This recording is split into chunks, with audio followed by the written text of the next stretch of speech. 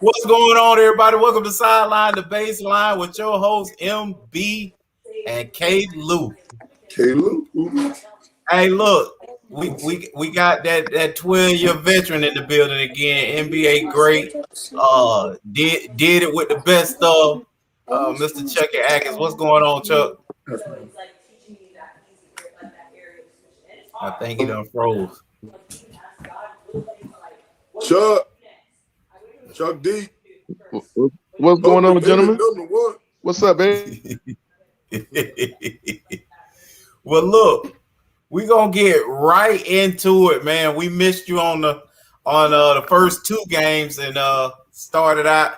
The Bucks started out 0-2, and the way our other basketball analysts got in there and started talking to us, Chuck, I had done called it a quits. The way he broke down the game to me, I say, well, shoot, that sounds 4-0 to me. It's a wrap. But look what happened. So start off right there, Chuck. You can talk about the first two games and then tell us real quickly, tell us real quickly about the first two games, but then go to game three and tell us how in the world was it so lopsided in game three?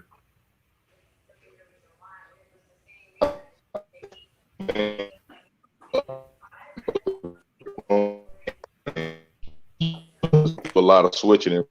Those big guys on Chris Paul. Oh, we done lost. Oh, good. And we had him in a good spot this time. He seemed like he had the highs. He wasn't at the gym. Yeah, we got him finally at the crib. He ain't working out. Wi-Fi. Hope he's still in Wi-Fi over there. Right. We got him at the gym finally.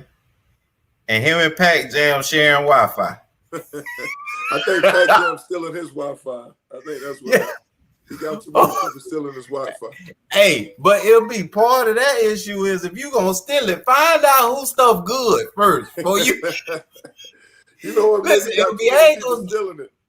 Yeah, I ain't just gonna steal anybody. So I'm gonna get that good one.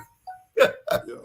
Maybe he got too many people stealing it. So it's okay. Sometimes you can have too many users. I guess I don't know. I'm trying to help him out. Man. Oh man, let's see if is he coming back. I'm sure he's trying to, probably trying to get in a better location. But what I was asking him, you got your Mr. T starting kit over there, man. Oh man, listen, it's so funny when people bring this up. I bought this sophomore year in college, MB. Nice. That's how old this is. It's hard to hide that money, but that Duke page to get up. Sophomore year in college, I ain't never bought another chain, except for the wife and kids and stuff like that. But for me, nothing else. So don't go out of style. Well, yeah, exactly. That's what was funny about it. Because, when I showed up in New York, MB, with this, they was laughing at me. Right? Like clowning me because, everybody was getting the platinum pieces or what? The gold. White gold. Yep. Yeah. And they were like clowning me, MB. Yeah, no doubt. And I be there. Before I left, this had came back and they was buying this. I was like, that's why I don't never care about what y'all say. That's how it is. Yeah. Y'all laughing and picking with me and then went and bought this. Mm-hmm. And I'm still with the same little thing. That's how it is, man. It's like that. But what I was asking Chuck, man, and is when Orlando was talking to us about game one and game two, he seemed to really spell out MB. And like he said, no, they'll get one at least. He didn't feel like they get swept. Yeah. But MB, I'm just listening to what he's saying, breaking down what he's saying. I'm like, well, how do they win? And then all of a sudden, game three, they not only win, but they dominate. From start to finish, they had all the energy. They seemed like they were playing, for all the marbles. And I guess, being down 0-2, you kind of got to do that. But it made it look like how in the world did they lose both games? Yeah. Well, I think first of all, I mean the consistent factor was we talked about. You started joking and said, man, they need to play more physical and Right. beat them up. And so they had had that with the Greek Freak.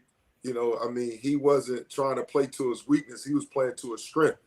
I mean, he was scored. I think he is only one or two players who scored that many points in the paint. So he was making his presence felt. But then the other thing, I think he heard you talk about him because we were saying, or Coach talked about him as well, how he's not a true facilitator. Right.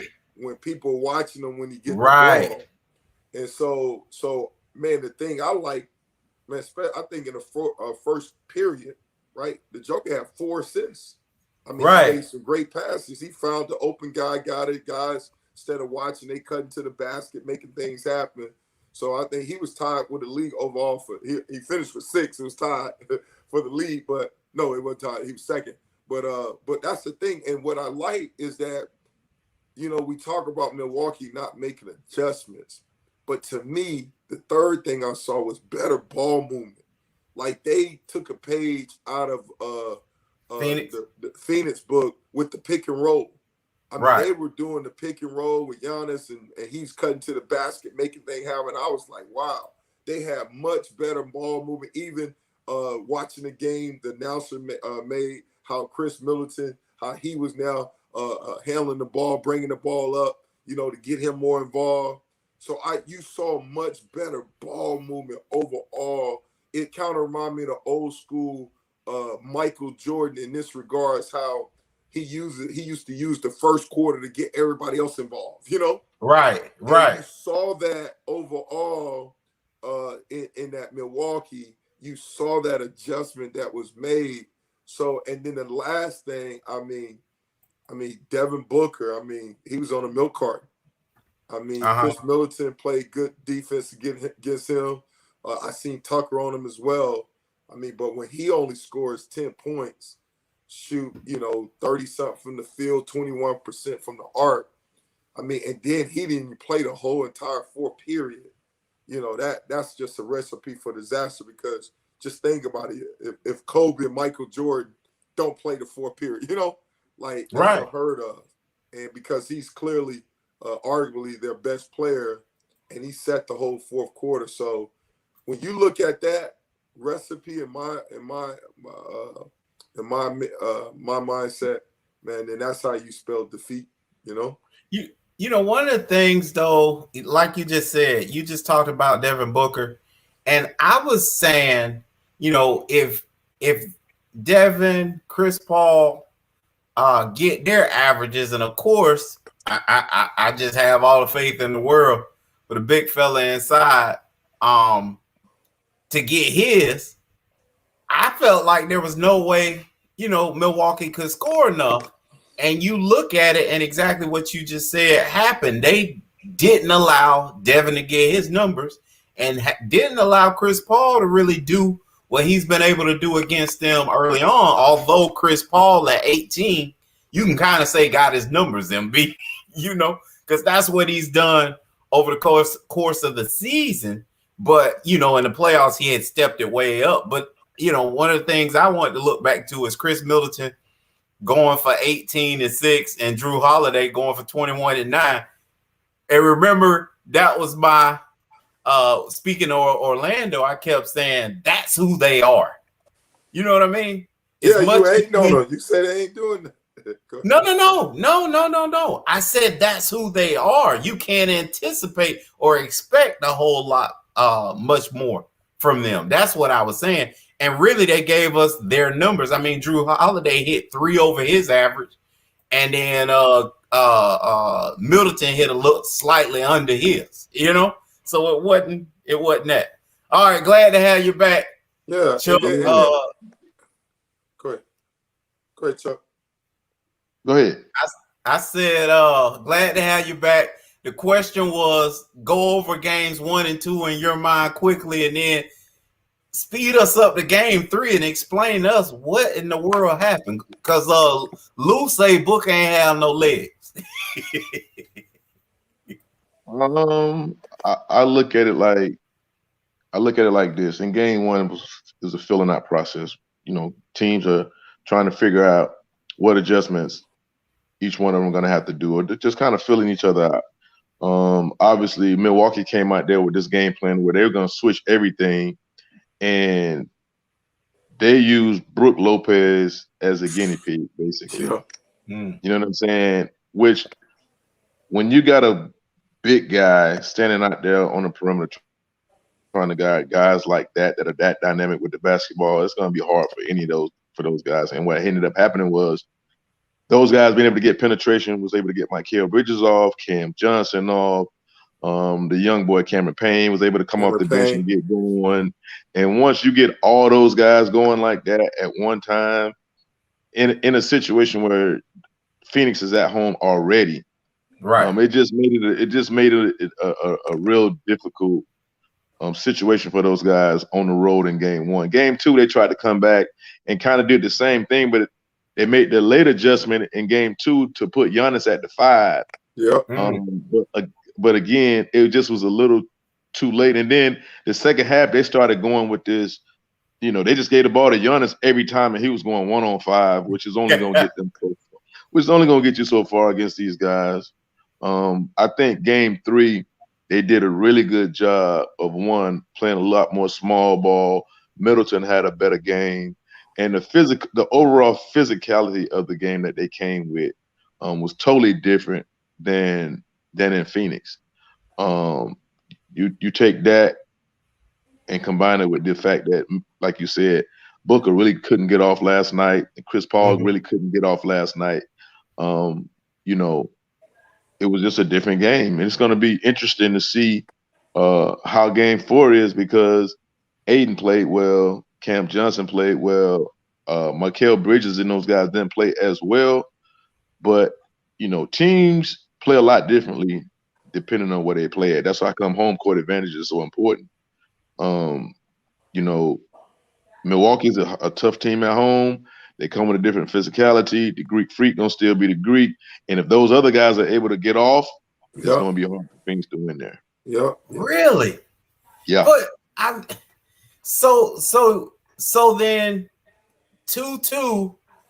Then it's back to what I used to hear analysts talk about all the time. If you win at home, that's nothing. Yeah, I mean, you're doing your job. Right. Again, I think what we see a lot of times in these series is the fact that momentum is a mean thing. You understand what I'm saying? Right. That's what happened to Brooklyn. Brooklyn came out there and won the first 2 games, and they came and lost the second game, and then KD ran out of gas in game 7. We could be seeing the same exact situation here. And then I think also what Milwaukee found out last night was the fact that they are the bigger, more forceful team. Right. Where they been at? Sometimes you don't go into the series thinking that. Well, they may have, but again, when those guys get out there, it's almost like boxing, bro. You get out there and things don't necessarily go as planned. But hit them out. But look, let me hate on my Lakers real quick. That's what work my nerves with Kyle Kuzma. He be out there playing like he a 6'4" 2 guard. You know what I'm saying? Yeah. Boy, you're 6'10". You're 6'10". I be wanting to tell him that, Chuck. Yeah, but think about this. In the days NBA game, being a conventional 6'10" guy don't make you sexy no more. Right. Like if you just 6'10" and you just hanging by the basket, that don't make you sexy.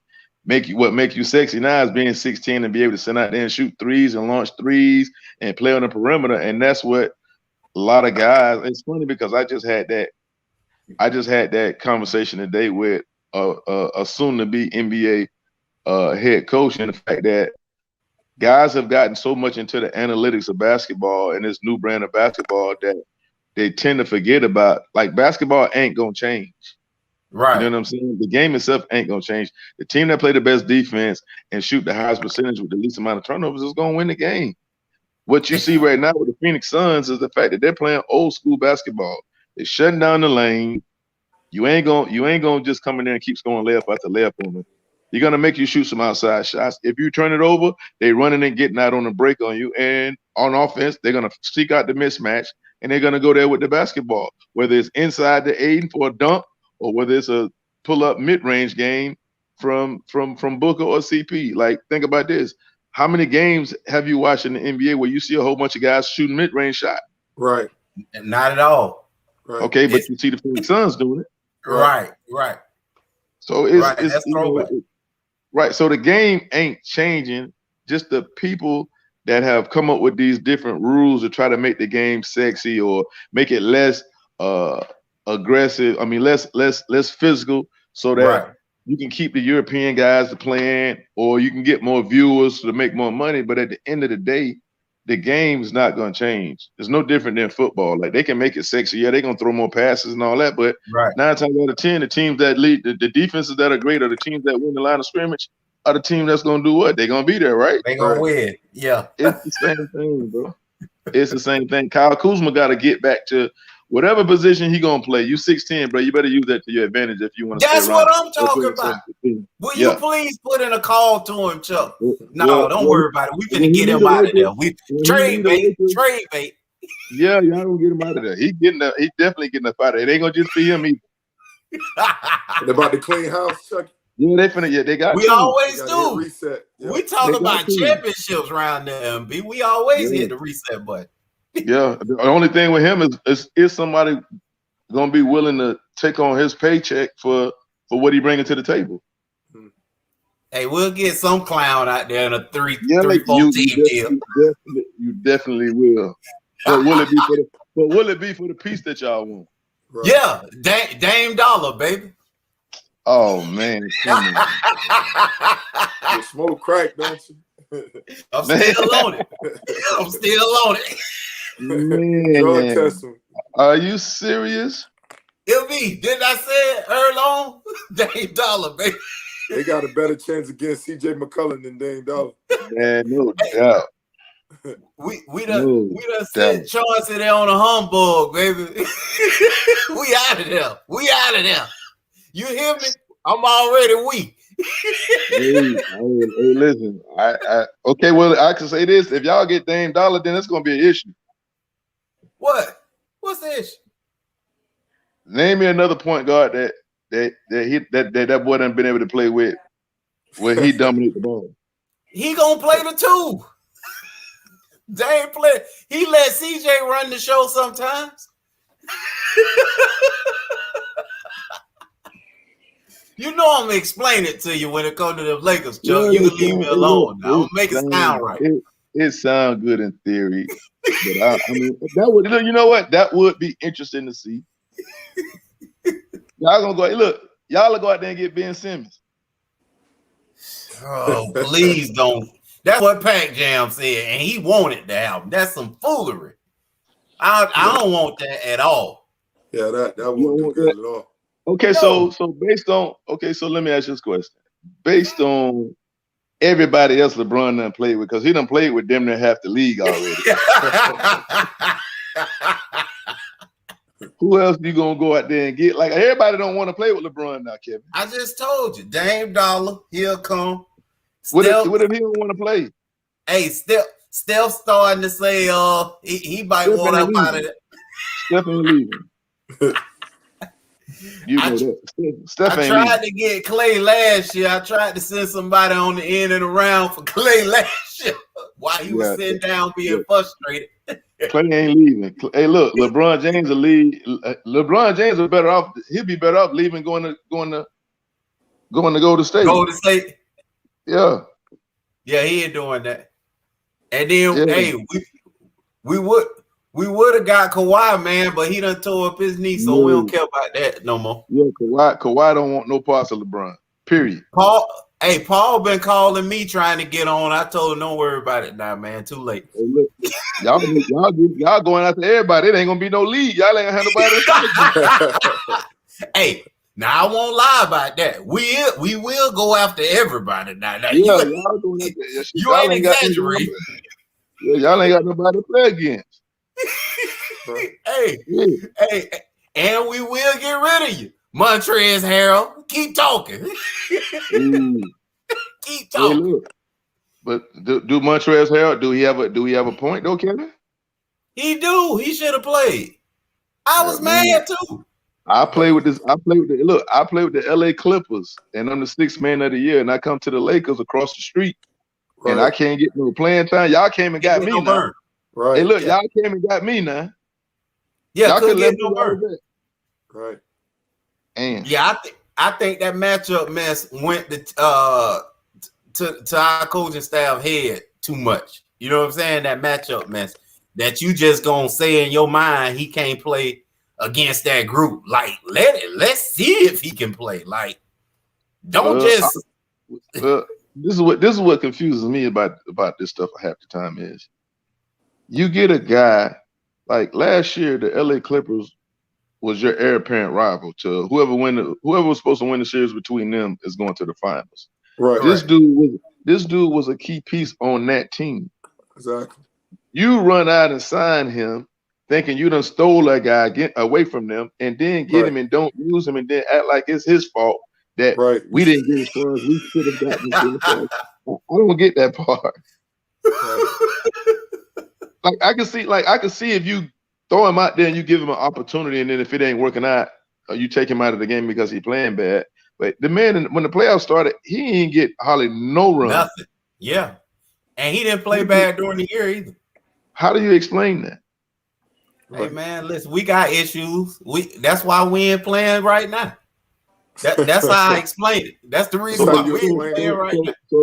So the bubble is asterisk then. Hold on. No, this year is the asterisk. This year. Everybody hurt. Everybody in the cold tub. Oh, okay. All right.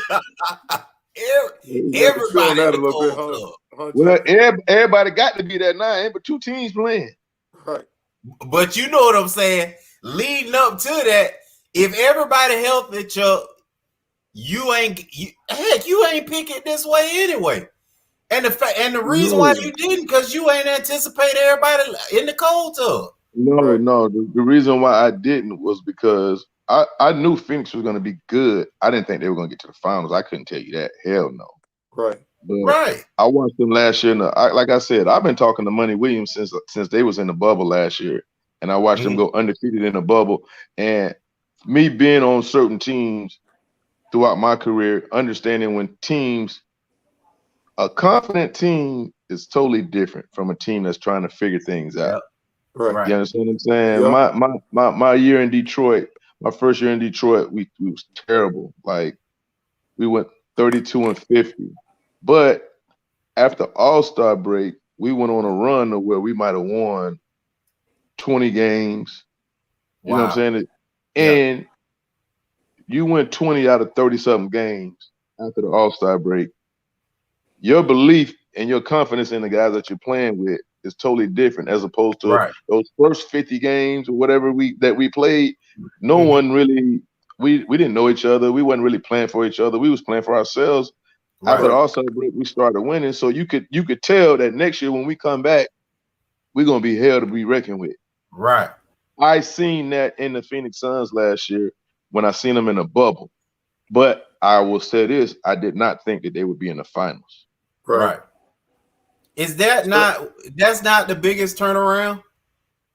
I think it may be the biggest turnaround. And which is the sole reason why I couldn't believe that Money Williams didn't get Coach of the Year. I was on that page too. It's a laugh. So it's like, okay, he didn't get the player, he didn't get the rookie. I mean, the Coach of the Year. You ain't got nobody on the Phoenix Suns that got really acknowledged for anything as far as the All NBA team.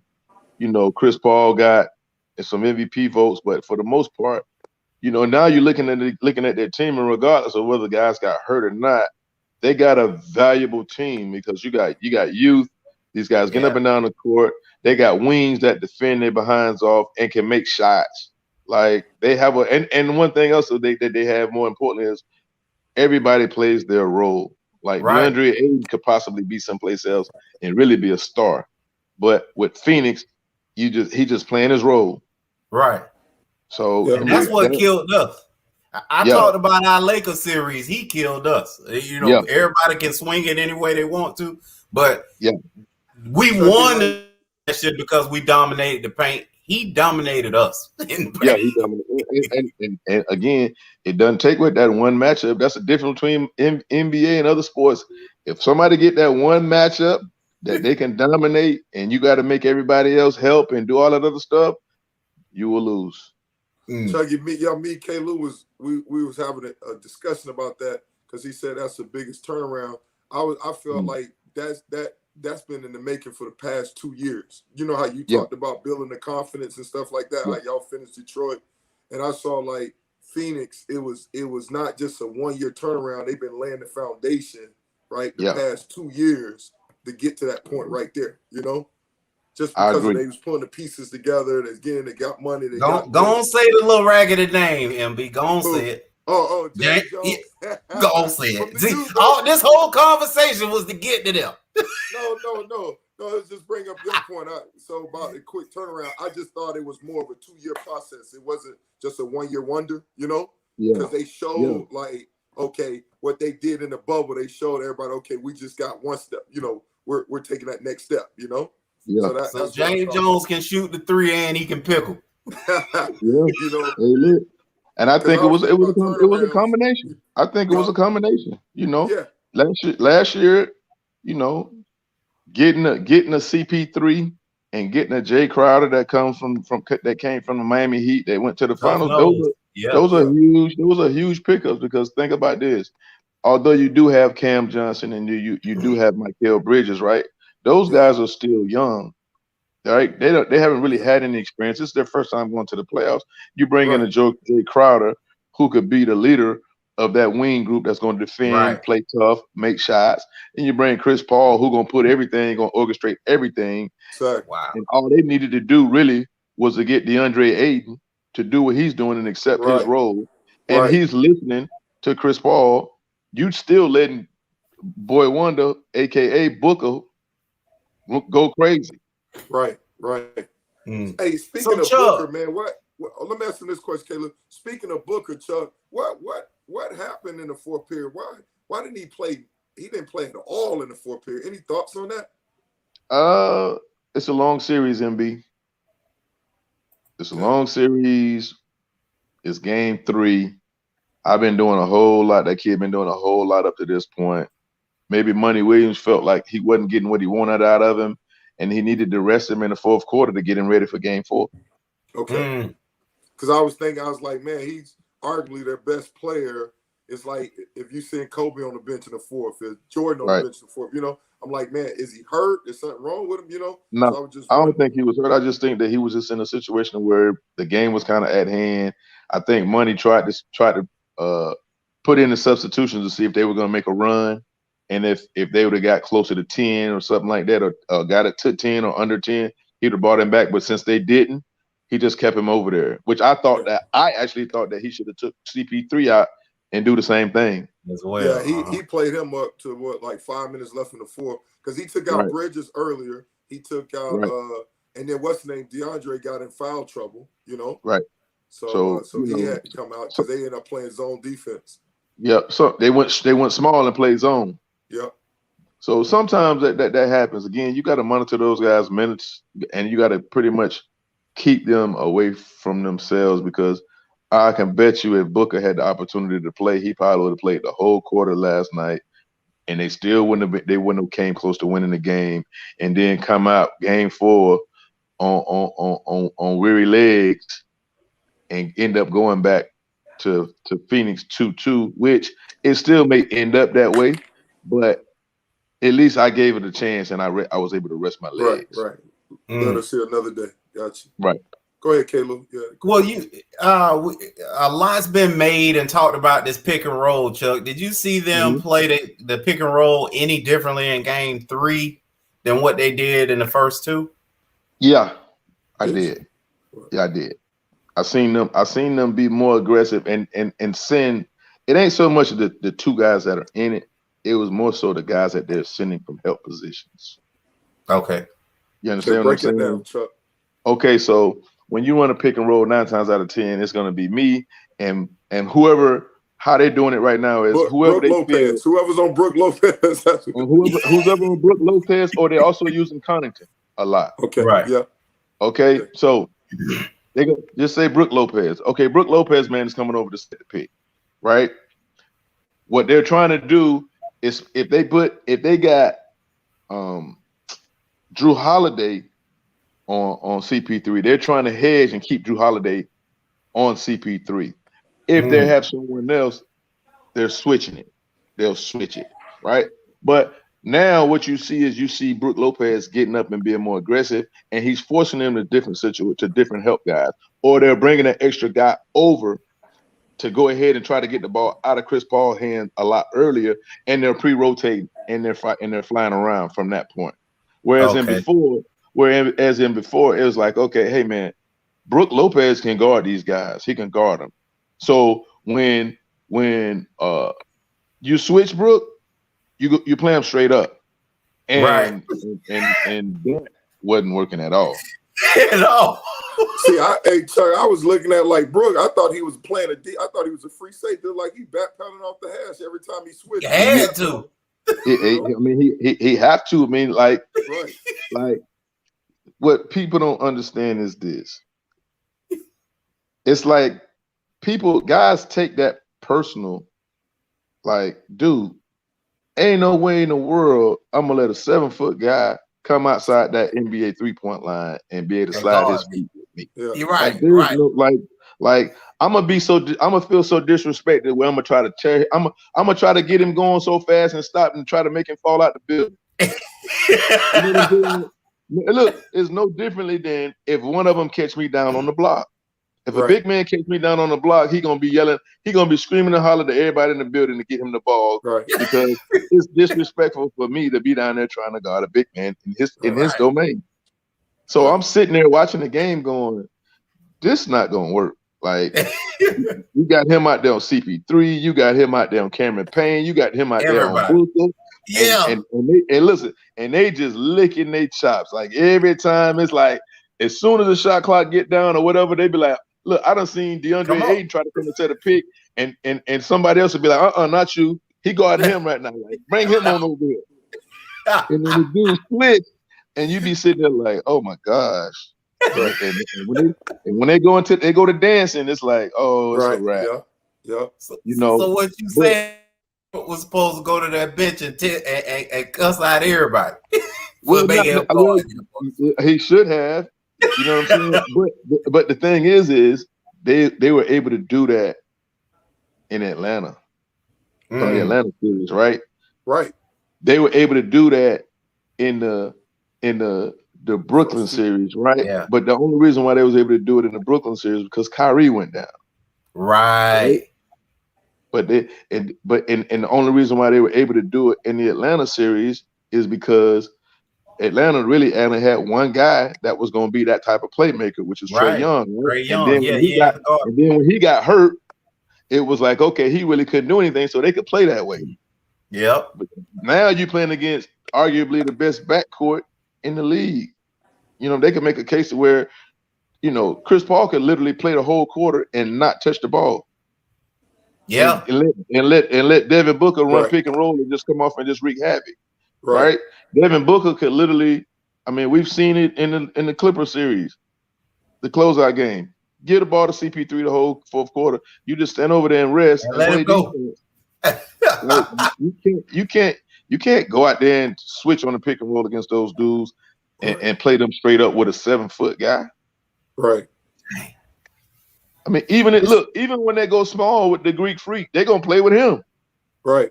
He the defensive player of the year. So there's no way that you finna put Brooke Lopez out there and that happened. But you know, I was waiting to see whether they were gonna make the adjustment in game one, and it was almost like Bud was just like, you know what, we'll give him game one.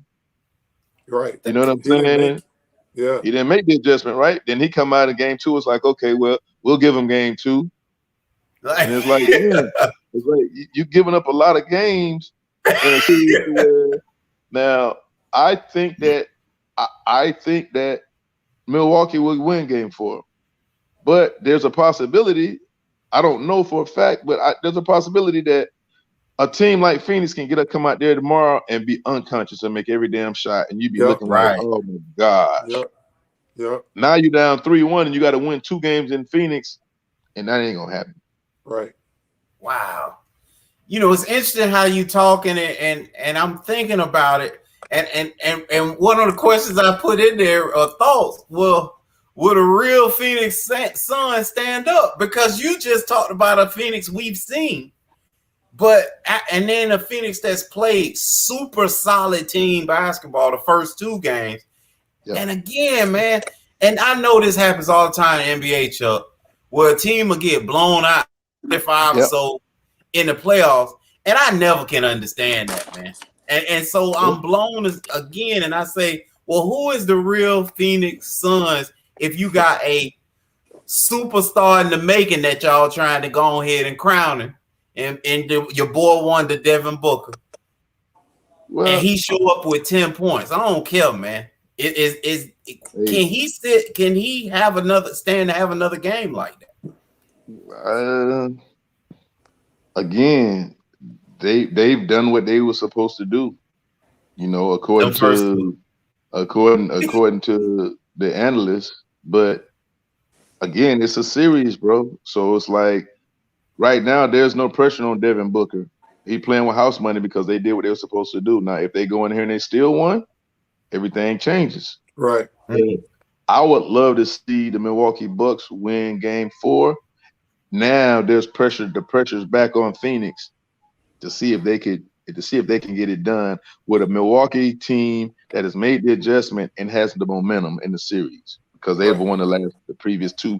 So that's what I'd be looking to see. Like, who's gonna, you know, the little chess matches within the series and how guys gonna react to the adversity of everything. Let me ask you a question. You talked about with the real Phoenix Suns stand up. What's the real Milwaukee Bucks? Can Chris Middleton and Holiday, can they consistently stand up too? Because, you know, that's a great question. Because, hey man, I've been saying this all year. For as much money that Jrue Holiday makes, and I ain't trying to count nobody's pocket, he's a little bit too inconsistent for my liking. Like, if I'm gonna pay you $150 million, $138 million, I'm expecting if $138 million means you get 18 points and 10 assists every game, I'm looking for that every game. Right. You can't come to the game with, you know, like you just said about Devin Booker, 10 points, right, and 6 assists when you're supposed to be one of the big name guys on this team, and we're trying to win a championship. Right. You know, so that's a great question. I don't know who the real Milwaukee Bucks is, because one thing that we do know is the fact that, hey man, the Greek Freak coming. Yeah. Right. You know, he coming. I don't care what happened. He's proven to me that he's gonna come. Right. Sometimes I think, for my liking, I would like to feature Chris Middleton a little bit more, especially in the fourth quarter, because to me, he's their closer. Yeah. You understand what I'm saying? But that's just me speaking from a basketball fan's perspective and a guy who's played at that level. But they'll get a ball to Greek Freak every time, knowing that he ain't gonna make free throws and he gonna be challenged to make shots from the perimeter. You know what I'm saying? So, who are the Milwaukee Bucks? Yeah, are they gonna come back with the same game? Yeah, for them to be successful, those guys got to step up. What you say, Kevin? Speaking of what you just finished with, though, Chuck, haven't they made that decision, maxing him out and basically saying, hey, we gonna sink or swim with you? So that's why they going with him. I'm not saying it's the smartest basketball move, but it seems like no team or most teams don't make the smartest basketball move anymore. They go with the guys who they brought in there to get it done. Yeah, I mean, obviously, I mean, that's what they're saying. I'm just saying from my perspective, a lot of times in the fourth quarter, the Milwaukee Bucks could possibly, they handcuff themselves trying to go to Giannis so many times, knowing that he can't make an outside shot or he's not going to make free throws. Last night, he made his free throws. Yeah. But he made his free throws in a game that was lopsided. It's no different than I said, tell everybody, hey, guys, if you're up 20 points, guys going to make shots. Ain't no pressure on them to make shots. Right. You put them in a 2-point game or a 1-point game where the game go back and forth, and there's pressure on that shot to make it. Guys don't shoot the same. Right. Good point. Get a little tight round there. Get a little tight round there. You know what I'm saying? So it'll be interesting to see next game if Booker come out on Friday like he came out in game 1, and CP3 come out firing on all cylinders, and Jay Crowder make a couple shots, and they happen to get up by a double-digit margin early on Milwaukee, it's going to be interesting. Yeah. Can the Greek Freak? They got out on him a little bit, you know. Can the Greek Freak come back and score 41 points again? Because it seemed like they can only win or be in the game when he got 40. Right. And he can hit layups now. So he can do that. So if they let him in the paint, that minute he gonna do it again. I can say this: there were some calls that were questionable. Yeah, that could have went against him. And let's see what type of adjustments that Coach Monty Williams made. Yeah, and I was just about to ask about the calls. How much, you know, I've been listening to some videos and stuff, and it was making a deal about Chris Paul and the ref, the Nemesis, who was the head ref for the game. You know, Fisher, I think that's his name. I know you're talking about. Yeah, how Chris is 12-0 when this guy officiated the game. You know, and you talk about the questionable calls. You know what I'm saying? Right. So, what's your thoughts on that? How much that plays into it? You know, is that I think smoke it's kind of hard to prove, right? It's hard to prove, but I think we all know that we have referees that are lenient towards certain guys, and you know, referees are fans of the game too. Like I've seen referees come up and ask Kobe Bryant for autograph, items. So how you gonna come up to a guy asking for autograph items and then come back and call fouls against him or foul him out of a game? Right. So I think that type of stuff go on, but I don't think that it'll be to a point to where it sway the outcome of the game in any direction. You know what I'm saying? I just think that, you know, in sports, man, we always looking for some type of stat. You know, Chris Paul is 0 for 11 when this referee is reffing the game. This guy, no one has had 41 point games back to back in the finals. Ty Lue is 12-0 in closeout games. So we're always with all of the numbers and stuff like that. But you know, I think the referees, I will say this now, I think that the referees called a totally different game in game 2 than they called in game 3. Because Milwaukee wasn't getting no calls. Right. You know what I'm saying? But then it seemed like last night they were getting every call. Yeah. But again, I think I put that on being at home and playing with the aggression, because the referee is going to always call with the teams that are the aggressors. I mean, it's always been that way. Yeah. You're right. I mean, Giannis had 17 free throws, and Phoenix Suns had a total of 16. Right. So man. Right. Well, so who's your pick? What do you think will end up happening? I think that we'll go back to Phoenix up 2-2, and I think that Phoenix will win game 5 and then come back and win game 6. That's what I see. Okay. So you around here, Monty Williams gonna get it done. But I'm hoping that he do. I'm riding with Monty Williams. That's my teammate, and I like how he do things. You understand what I'm saying? But just like I said, it could go totally the opposite. Milwaukee could win game 4 and then come back and win game 5 and win game 6, or they can come back and lose. They can win game 4, lose game 5, come back and win at home and do like they did in Milwaukee in the Nets series, and you know, we just don't know. Wow. Do you think if both of them play their A game, who's the better team? Phoenix. Yeah, I think both of them on their A game. I gotta roll with Phoenix. I gotta roll with the and the shot making ability of the Phoenix Suns, and also the leadership. Like we know that it's more likely for Chris Paul to go out and have a decent game than Jrue Holiday. Right. No doubt, I agree.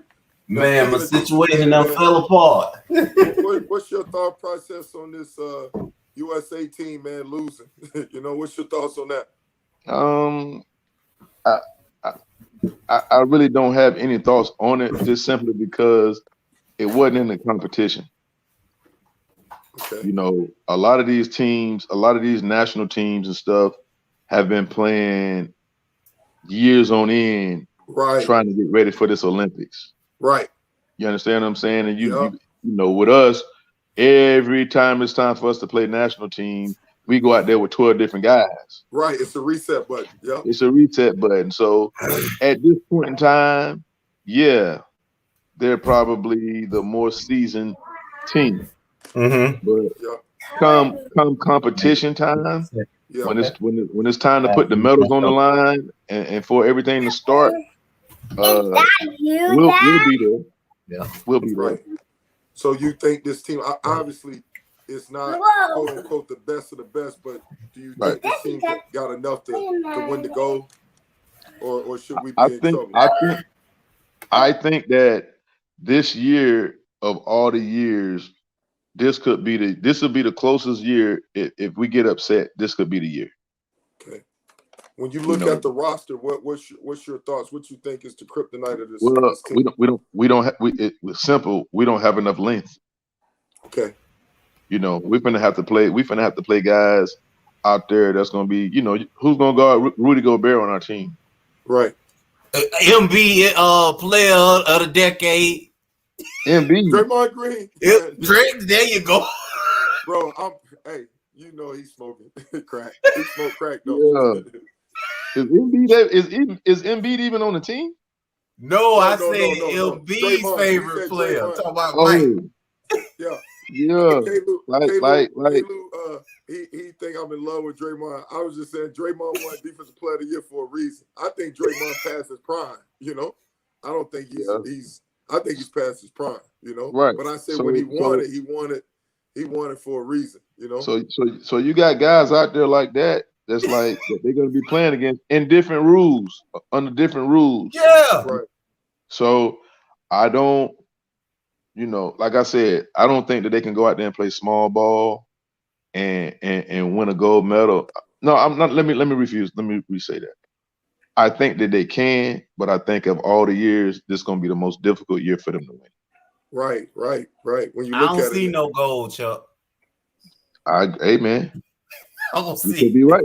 You could be right. Like I told MB, like I said earlier, like these other national teams, bro, they've been playing since the last Olympics was played.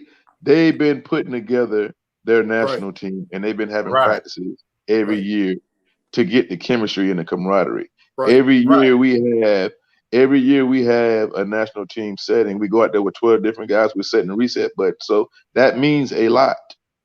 But we can get away with that when we playing with our top talent. This ain't it. You used to be able to get away with that. But this now, I'm saying with our top talent. I'm saying this ain't our top talent either. That's what I'm saying. But I'm saying even if we had, like, people don't forget that the last time we won the Olympics, if Kobe hadn't went off at the end, we was in the process of almost getting upset with the best. Yeah. That's true. And the basketball has gotten more and more global to where you got more of those guys coming over here playing in the NBA.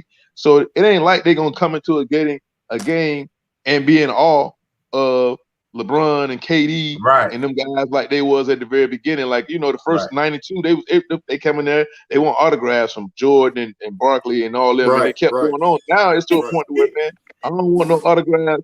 I don't want to do nothing but beat y'all. Right. Well, when you look at this, when you talk about the length of Chucky, me and K-Lou, when they announced the roster, we was like saying, man, who should have been on there, right? Because I was like, when you talk about the bigs, I was like, shoot, they could have just shot from the Lakers, but the dudes didn't want to play. AD, right? Drummond, maybe, right? Who else? I said K-Lou brought up Miles Turner, right? Who would you replace off this team? I was like, well, Kevin Love, how did he make it? He was already on there. He was hurt. But you and everybody else said that. Yeah, is there another big that we missing that should have been on there besides the tutus from the Lakers? Because I'm trying to figure out, because I say most bigs are foreigners. Well, I would have liked that they could have put the young kid on there from Golden State. Who, Wiseman? They could have put Wiseman on there. Oh, Jesus. For him, with everybody else that they have, it ain't like they asking him to come in there and star. But they gotta have somebody that has a big body in there besides Bam Adebayo. They just gotta find somebody. Thank you, and Draymond. Yeah, but that's bless Miami hard. Who are the options? You know, that's what I'm saying. I'm trying to figure out. Like, we was literally trying I'm telling you, I'd have went with Miles Turner, Chuck. Yeah, he's gonna defend the rim. Yeah, he's just gonna do that without a doubt. Turner's good, but I'm like, who's missing? It's like, and he can move. You can switch with everything with Miles. Everything he can guard all five. That's a look, MB. That's a great question. Like who? That's a great question. Like who is it out there? But that's why I said Wiseman. You know what I'm saying? Because Wiseman is young. You know, a lot of this stuff ain't always about having the best guy. It's about who can you move forward with going forward. Because the Olympics coming right back around. You know what I'm saying? And 2025? Right. 2024? No, not even. 24, Chuck. Okay, so be 3 years, a quicker turnaround. Okay, so now just think about this. If you brought in James Wiseman and you put him there, he's a 6'11", 7-foot guy. You can turn right back around and use him again in 2024, and he'll have some international basketball experience on his belt. Right. Yeah, that's a tough pill to swallow because I mean you got his head coach on there, which Steve Kerr, he's assistant on the team, which I'm sure he would definitely want it. But I think he ended up being hurt though, Chuck Wiseman. He didn't finish the season. I think I know that. I just didn't. That's why I was saying I didn't know whether he was back or not. Yeah. So right. But I mean, where are your Karl Anthony Towns and those guys? Where they didn't want to play? Right. Yeah, they didn't want to play. I guess my assumption. You know, you had a lot of guys pull out. They didn't want to play. Bless you. You know, Karl Anthony Towns would have been great. You know, Karl Anthony Towns. You know. Well, one of our listeners, MB, say that he feel like Spain will take the gold, France silver, and Argentina and the United States play for the third. Wow. Yeah. So look, so that's my. Hey, I agree with him. You know what I'm saying? I don't think we're gonna be in that top line at all. I don't think we got them dogs, man. You got one dog. Oh, two dogs, rather. Who's your dogs? Well, Dame Dollar. You know I got to shout you about. Hey, look. Right. Hey, Kevin, and Zach LaVine. Hey, look. Kevin Zach LaVine there. No, Kevin, not KD. Hey, Kevin, you like the referee that asked Kobe for the articles. He can't call a foul against him. Who the dog? Dame Dollar. Right. I gotta say that till we can get him. You know what I'm saying? Okay. So you got Dame Dollar. You got. What about your boy? You know what? My bad. Jason Tatum's a dog too. He's a dog. Okay. Okay. Who else they got? What about Draymond? Draymond on there? You know, dog. That's LB.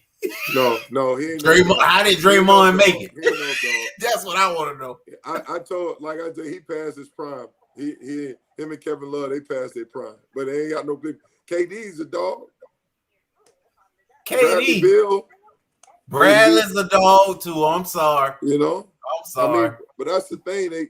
KD, hey, listen, and Chuck, I'm a huge KD fan when it comes to his basketball skill. Look, man, we talked about that early on, and I think I asked you the question: what happens when they don't win it? You know what I'm saying? Like, because my problem with all three of them was y'all ain't been able to do it on your own. You know what I mean? And KD had that opportunity to do it. So how are we looking at him, you know, moving forward? Like, how are we looking at KD and his legacy? You know, is he really that dude? Yeah, I mean, I don't think that right now, like we talked about before, KD is like something like 27-0 in international play. So, like, tell him, Chuck. Tell him. If they lose the Olympics this year. He ain't tripping on that. Hold on, but it ain't that though. He ain't never the alpha though. In none of them situations are we saying I'm 27-0. I got 3 medals. I got 3 gold medals. I'm a 2-time NBA world champion. With LeBron and Kobe. If I lose this year, is that really going like with LeBron and Kobe? Chucky, he hating on K. No. But I feel like legacy. Okay, let's face it. He's Hall of Fame, right? But then as you start ranking them, as Dion would say, man, everybody, we need a different room now. You know what I'm saying? It'll be like we need a separate room. Because I think that's what starts to happen. It gets watered down, though. Yeah, so he's a killer. Give me the first room. Give me that top room. No, I was going to NFL then when I said we need a different room. I don't think that hurts his legacy at all. I don't think that international play hurts his legacy at all. But when are we gonna see him? You know, because I really feel like he's been chasing that. Why y'all don't look at me like? I don't think it's a LeBron thing, but I think it's a fill in the blank. You know what I mean, Chuck? I really feel like that's been his beef with the media. And I'm saying he hasn't given them a reason to. And I'll let you go. Well, I mean, that's debatable. That depends on who you ask. That's depending on if you ask MB or if you ask Kevin Lewis. Right. You know what I'm saying? If you ask me, I'm looking at it as if, like, first of all, to me, everything has already gotten distorted from when LeBron left Cleveland the first time going to Miami and joining the Big Three. Like, to me, that was like, come on, man. So, you know, if Michael Jordan was able to do that, or Magic Johnson was able to do that, right, or some of these other greats like the Karl Malones or the Charles Barkley was able to do that, I think their legacies would be a little bit different than what they what they were. So to me, everything was already kind of distorted, right? So I can't take back. If you want to give LeBron James credit for what he's done, then you have to give Kevin Durant credit for what he's done. Hey man, I did the same thing LeBron did. I went to Golden State and I won championships with 2 other good players. But he was no differently than LeBron left Cleveland and went to Miami and won with 2 other great players. And he ain't never. And look, and then LeBron recruited those guys to come to Cleveland. Then he come back and he recruit these guys to come to LA. So I can't. But listen, he still has always been the alpha. On none of KD was not the alpha on that team. You cannot say that because he's a two-time reigning Finals MVP with those guys. They did it without him, no, Chuck. All the teams you talking about LeBron put together, ain't nobody did it without him. Hey, listen, man. Them boys did it without him. He came and joined the band. LeBron make his own band. He's the lead singer. He 2-1 in the finals, man, and very well would have been the MVP or the third one. Right, and that's the whole thing. Chuck, he's a lead singer though. Hey man, hey listen, Tito got just as much credit as Michael did. No, that definitely ain't happened. Hey, Tito got just as much credit, and guess what? And Tito ain't never got no MVP. This man got 2 MVPs, bro. Right. How can you argue that? Chuck, K-Lou hate anybody that try to take LeBron title. No, man. He hate Kawhi. First of all, I'm not a LeBron guy. I'm a Laker guy. LeBron just happens to be on the Lakers. So he gonna get extra love. So when he move on, you ain't gonna hear me talk about him no more. So anybody that's trying to take the King title while he's a Laker, hey, that's why I'm talking. Listen, I need 80 and Dame Dollar to forge this relationship because I'm moving on from LeBron. Man, I just read something on my phone. I just read something that just said that the Golden State Warriors is in discussions and making a trade for Dame Dollar. You know, it was reports earlier mentioning there was rumblings, but who can they give away? They got assets. Who give away? They got assets. They got Golden State. They got to take a hit. They got a lot they can give away. They got draft picks. They got assets. Y'all know what I'm talking about. They gonna have to touch Clay and Draymond or Steph. Yeah, well, hey, look, ain't nobody when you don't make the playoffs, and we trying to rebuild. You don't. Ain't nobody untouchable. Right, and you already paying luxury tax too. You know. Yep. One of the highest paid. Dame, don't do us like that. And guess what? And Dame from the area. He from there. He's from Oakland. Yeah. So he from Oakland? Yeah. Or what are they, San Francisco now? Yeah, but it's right over. Yeah, he from that area. Okay. But they got draft picks. They got those access, man. Remember? Yeah, that ain't gonna get it done, no MB. Not with no Dame. He got a huge contract. Players. What? That's why I said it's got to be Clay and Draymond. Yeah, they got to make the money work somehow. Yeah. Yeah, because he's a max guy too. So yeah. They may take some of them young guys in a Draymond Green, or you know what I'm saying, or Klay Thompson. Yeah, they lost big time. They get Draymond, they get Clay, and at least they make the playoffs again. And don't forget they got what's the name over there too now. They got they got Wiggins over there too now. Right.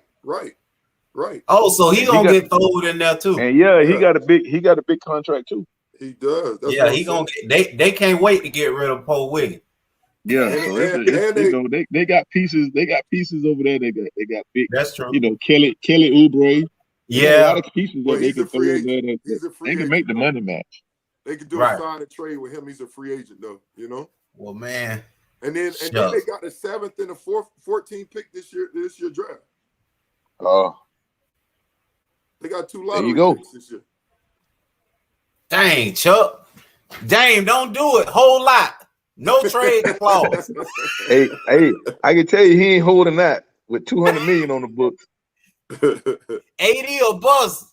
Come on, man. 80 or bust. Wiseman ain't no AD. No, Wiseman ain't no AD. Not yet. He ain't putting in enough work. Hey, man, stay off my team. Big bro, go y'all will take Wiseman right now. We sure will. Y'all will take Wiseman right now. You heard something? He want to come? No, I don't want to. No, I ain't hear that. You know we ain't got but 3 roster spots, Phil. Yeah. That's gonna be tough. That's gonna be tough. You know, some guys like LA. They'll come out there, but then you got a whole bunch of them that like, man, we don't want to deal with LeBron. Yeah, that's that extra pressure now. Yeah. Hey, speaking of that, Chucky, because we talking about this, do you think they feel the same way about Luka? No, I don't think they feel the same way about Luka. I think people actually want to play with Luka. People want to play with Luka because Luka's fun. He's one of them guys that's fun to play with. Okay. And he will pass the ball. He ain't trying to dominate the ball. I think, hey, look, y'all might be able to get Porzingis.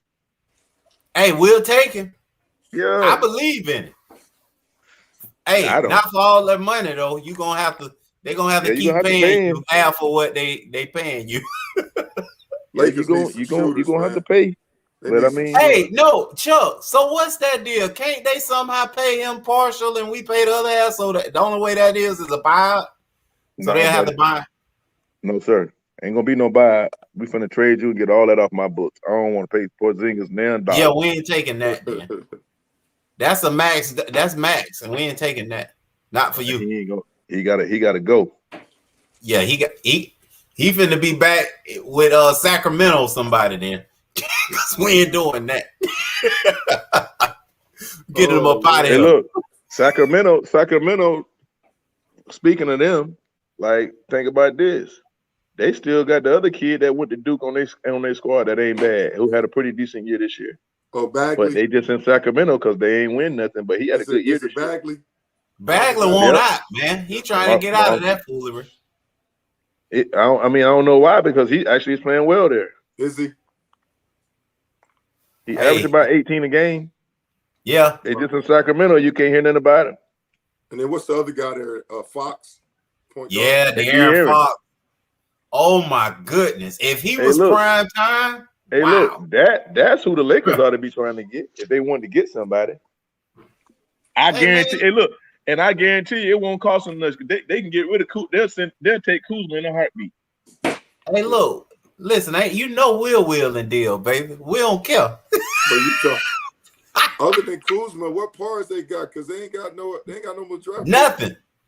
Yeah. We gave up the world for AD. We don't have nothing, but we got money because we ain't got people under contract. So I think who we talked about earlier, Montrezl Harrell still under contract. LeBron, AD, Kyle Kuzma. Didn't y'all just get rid of KCP? He was only on a 2-year anyway. Oh, okay. Yeah. So it don't matter. Montreal on a player option, K-Lou. Oh, okay. Well, he don't want that. He finna move on. They'll get. Hey, look, y'all will get Pat Beverly. Oh, stop it. We don't want y'all trash. Hey, look, he'll love to come play with LeBron. Run out there and foul every damn body. Tell be talking shit. We love. Hey, we'll take it if he'll swing on somebody. So we'll take it. Big bro, we appreciate you stopping through, man. We enjoyed you. Yes, sir. Yes, sir. Good to be on here, man. Appreciate y'all guys, man. Good talking with you. Appreciate you, man. All right, Thanks, well, I'll let you see you next time. All right, that's what's up, baby. Yeah. Next time, Mike, we got to ask him about your favorite play if he thinks Kawhi gonna stay. Everybody, I'm hating on you, unless you LeBron, then I love you, LB. Boy, you hate, boy, you loyal, boy. Anybody out there coming out there, you loyal. I tell you, you don't hide it. You don't hide it, bro. Hey, look now, when we was losing like crazy, I had to take it. Yeah, you loyal now. Punched in the face. I was still, hey, MB, I got a Laker book bag that I walk around with, and I was taking it in the chin, boy. Yep. Every time. Hey, you going down with the ship, baby. That's right. You going down. I mean, since LeBron is a Laker, you better not mess with LeBron. You better not let anybody try to take his title. You ain't got no love now you trade him now. Hey, man, looking for move on. I'm still there. I wish Kawhi go to the Lakers and see what happens. You'll be like, oh, I love him. MB, LeBron leave us, I'm going to give you the game plan to beat him.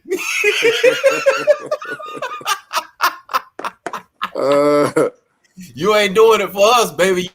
You know well. I got it now. So only love you got is James Harden. Man, I always have me a B team, but I couldn't join that foolery out there. But yeah, I was with James, man. He's still a good dude, but he just made a bad decision. Because you talk about that, anybody come, man, well, James did the same thing. They hating on him. Right. See, that's why I stuck about Luka. Because you was like, well, Luka doing the same thing James doing. They ain't hating on him, you know? They ain't. And you see he bought into that foolery like you. Y'all think Luka somebody want to play with him. Well, we gonna see, ain't we, MB? Man, Luka just leading this country to the Olympics, man. He carrying them back, man. He's showing you he can get it done. He'll beat our team. He'll beat us. Well, that's what the one dude said. It'll be a third place finish for them, huh?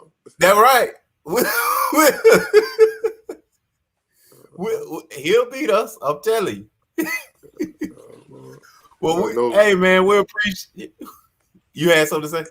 No, you good. Oh, okay. We appreciate y'all stop rolling through, pulling up, hollering at us because you know us.